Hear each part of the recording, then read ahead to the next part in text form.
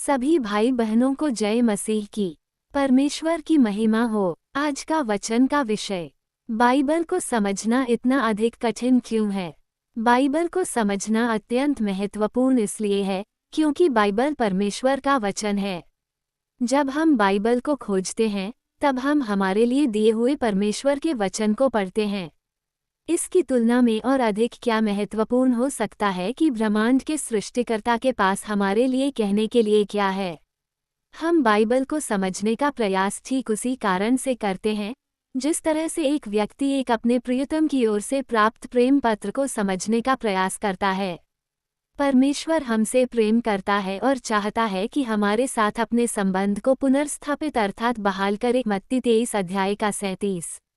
परमेश्वर ने हमारे लिए अपने प्रेम को बाइबल में संप्रेषित किया है। यूहन्ना 3 अध्याय का 16 और 1 यूहन्ना 3 अध्याय का 1 और 4 अध्याय का 10 में परमेश्वर का प्रेम के बारे में पवित्र आत्मा के द्वारा वचन में दिया है। हम बाइबल को समझने का प्रयास ठीक उसी कारण से करते हैं जिस तरह से एक सैनिक अपने अधिकार के आदेश को समझने का प्रयास करता है। परमेश्वर की आज्ञाओं का पालन करना हमारे लिए सम्मान को ले आता है और हमें जीवन के पथ की ओर मार्गदर्शन देता है। भजन संहिता 119 अध्याय का 161 से 168 में मार्गदर्शन प्रदान करने में मदद करता है। यह आज्ञाएं बाइबल में पाई जाती हैं। यूहन्ना 14 अध्याय का 15। हम बाइबल को समझने का प्रयास ठीक उसी कारण से करते हैं जिस तरह से एक मैकेनिक मरम्मत करने वाली हस्तपुस्तिका को समझने का प्रयास करता है।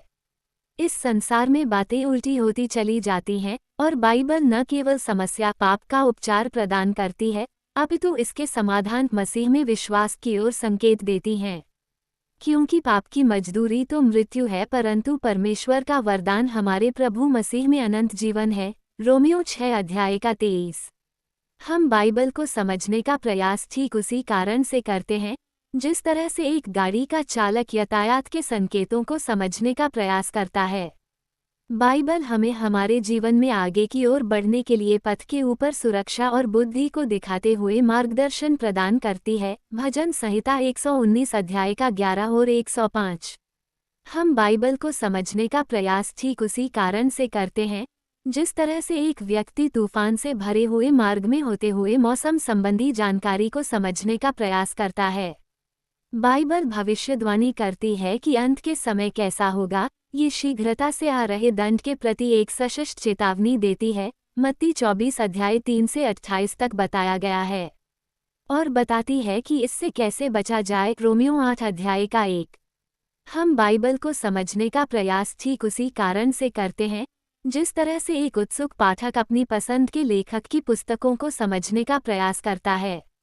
बाइबल हमें परमेश्वर के व्यक्तित्व और महिमा को प्रकाशित करती है जैसे कि यह उसके पुत्र यीशु मसीह में प्रकट की गई है। यूहन्ना 1 अध्याय 1 से 18।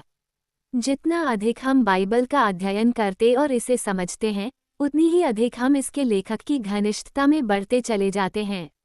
जब फिलिप्पुस गाजा की ओर यात्रा कर रहा था तब पवित्र आत्मा ने उसका मार्गदर्शन एक ऐसे व्यक्ति की ओर किया जो यशायाह के एक अंश को पढ़ रहा था। फिलिप्पुस उस व्यक्ति तक पहुंच गया, उसे देखा कि वह क्या पढ़ रहा था और उससे इस महत्वपूर्ण प्रश्न को पूछा, तू जो पढ़ रहा है क्या उसे समझता भी है। प्रेरितों के काम 8 अध्याय का 30। फिलिप्पुस जानता था कि समझना विश्वास का आरंभिक बिंदु है। बाइबल को समझे बिना हम इसके निहितार्थ को जीवन के ऊपर लागू नहीं कर सकते, उसकी आज्ञा का पालन नहीं कर सकते या उसके ऊपर विश्वास नहीं कर सकते हैं।